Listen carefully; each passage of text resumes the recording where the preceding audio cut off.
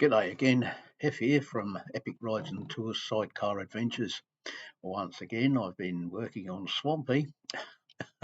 Actually, no, um, there was a lot of work done, but I've tried to break it down into small chunks to make it easier to take in, and also for people to find what they actually want to know. This time, I needed to get Swampy's rear wheel off so that I could get the tyre changed. I let somebody else do that this time, but for another day, I've bought myself a tyre changing machine.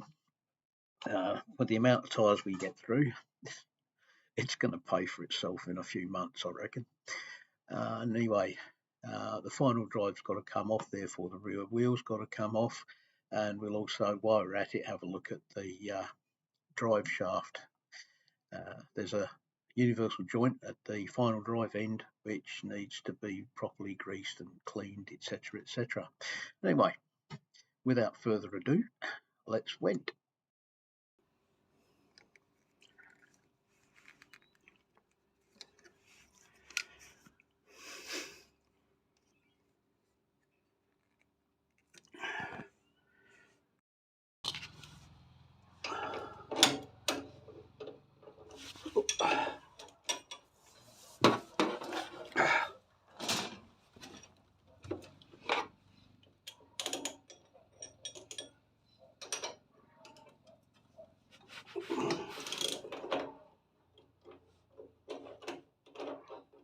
Come on.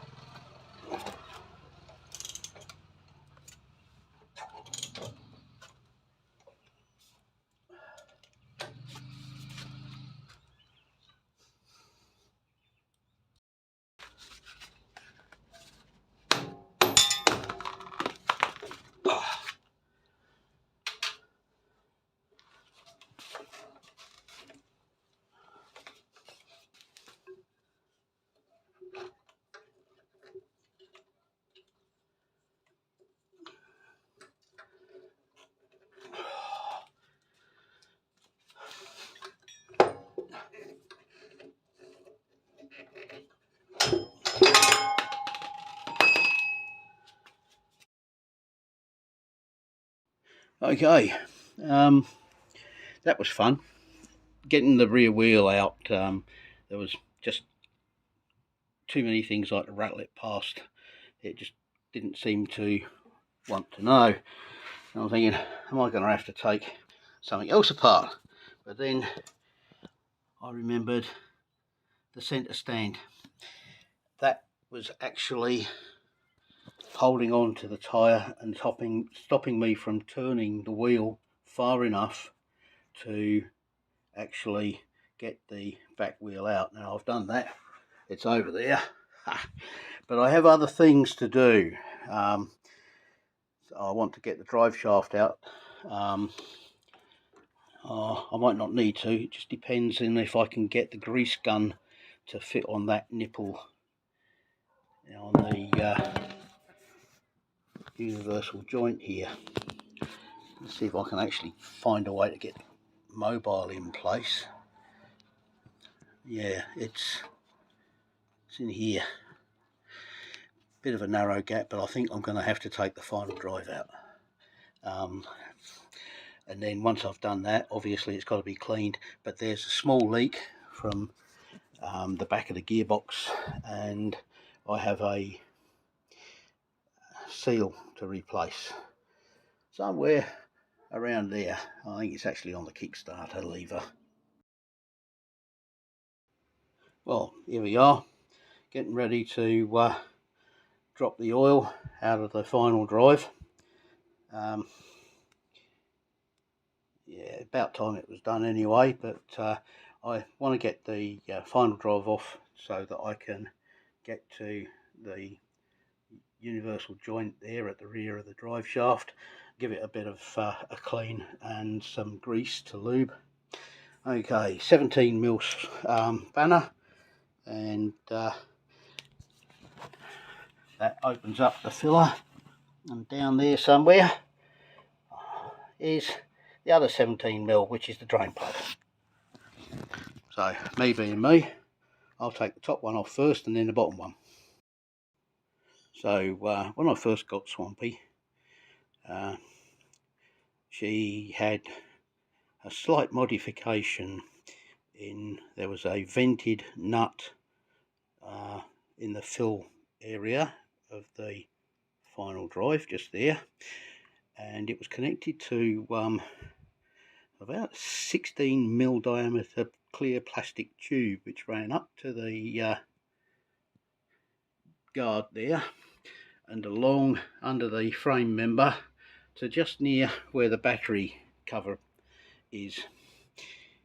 And of course it had no way of no one-way valve in that clear plastic tube. So as the final drive got warmer, obviously it expanded and all was good, but the moment that the machine was switched off and everything started cooling down, what got sucked back into the final drive was moisture from the atmosphere. So I got this fella from Ural up there on the mountain at Ural, and nice dipstick. Point to note about dipsticks on Urals is they come with a washer. The washer must be in position when you stick the dipstick in to check your oil. Okay, it's vital, especially for the engine oil. Rightio, just chucking me nose in again here before we continue. The dipstick for the final drive, I did a test, and this is what I've found out. The first thing is the washer. If you have fully screwed home dipstick in either your engine oil, the engine sump, or the final drive, you must have the washer fitted so that the dipstick actually sits at the correct height. If you don't do that, your reading will be wrong.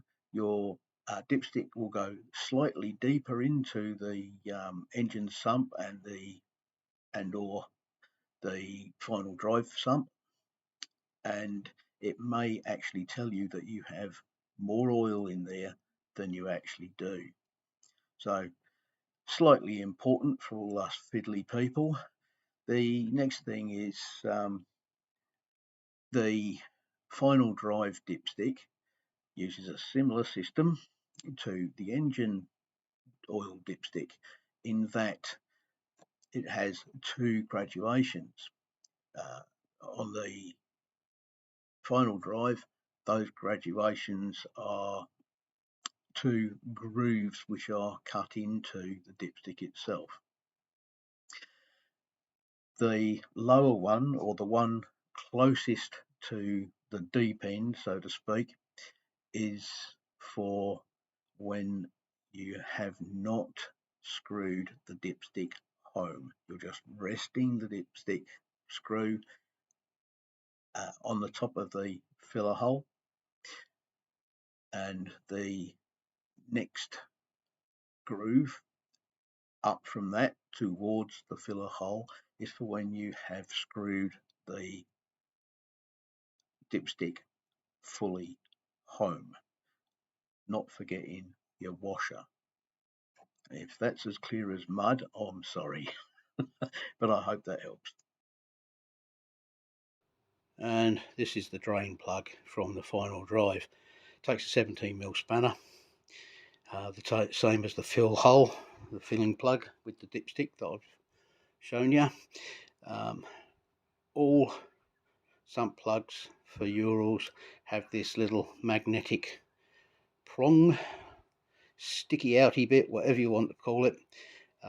It's magnetic and it picks up swarf from the engine. So yeah. Okie dokie. This is the final drive unit removed from the vehicle. A couple of oddities.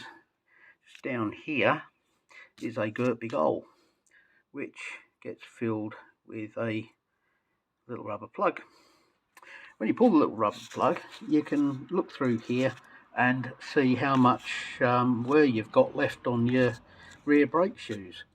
I've never actually seen anything like that. Every time that I've seen a hole like that in a brake unit, it's been near to the end of the brake shoes where there's an adjuster that you can adjust. Do you adjust an adjuster? Oh well, you use it to adjust the positions of the brake shoes. And yeah, this is something new to me. Anyway, then we get the other oddity, which is this little hole, which is actually on the top of the unit. The mobile camera doesn't show it, but you can see light through there. It goes into the middle of the brake side of the unit. If anyone knows what it's for, let me know, please. Okay, and I forgot something. So I've already put the bike back together. But what I should have said, once you've got the rear wheel off, having removed the axle and such, these two bolts are the only thing that holds the final drive in place on the swing arm there. So you undo those and you push the final drive away from you from this direction, and then this part of the drive shaft with the universal joint in it will come away.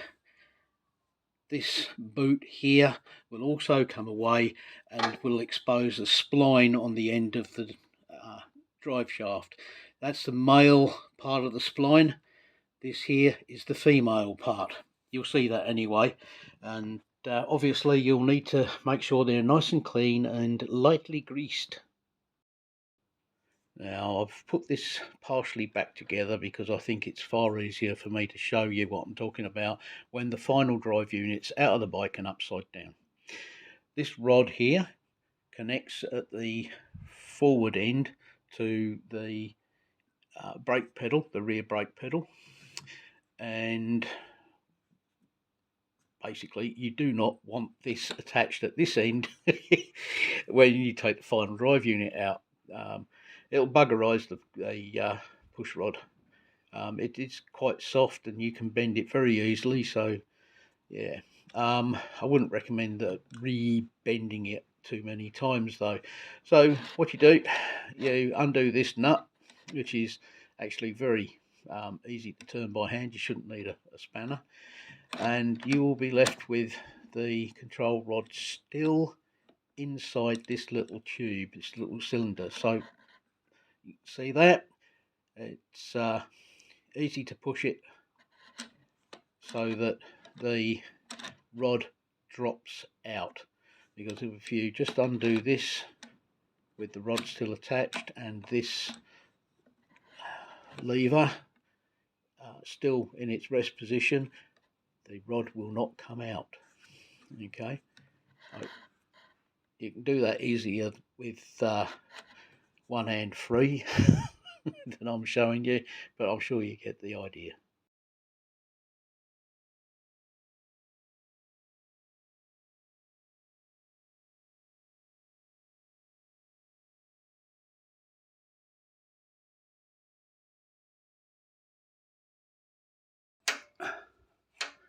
And this is the sort of muck that you can't always reach when everything's assembled. So now is the opportunity to clean it while it's disassembled. You may find, as I have, that tightening up the castellated screw can take it past the point at which you need to put in a cotter pin. So spacers are a wise idea. So two nice big washers, and let's roll that on again and make sure it's right, and then go and find the correct size cotter pin. Cotter pin, not a cotter pin.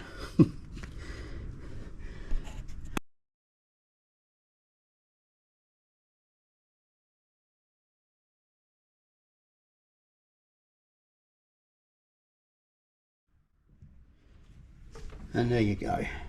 Now I'm probably going to trim off the ends of that. I'd advise anyone watching this to trim off the ends of that. So if you're trying to clean and you're just wiping a cloth over bits, you're likely to rip your fingers to pieces. So point to note. Split pins come in millions of different sizes, as you might imagine. If the most important size is the actual width of the pin, so that it will well, if it gets any twisting forces applied to that castellated nut at any time, the pin won't let go. What happens though, when you choose one of those, you often end up with a pin that's about 3 times as long as it needs to be. Okay, working on getting out the rear wheel bearing. This slotted nut, for want of a better word, is as loose as a goose. Now I'll let you know further on if that's correct. I'll have a chat with Ural up on the mountain.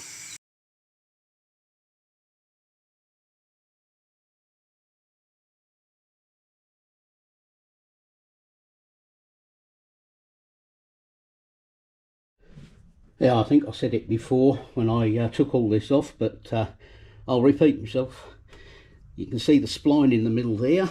That marries up with a spline in the rear wheel. So I've given them a really good clean up with some light duty water dispersant, etc. There seems to have been a wee bit of rust in there, and I'd just say it's from water ingress when we've gone through a water crossing, or when it was just hammering down with rain every flipping day for 24 hours.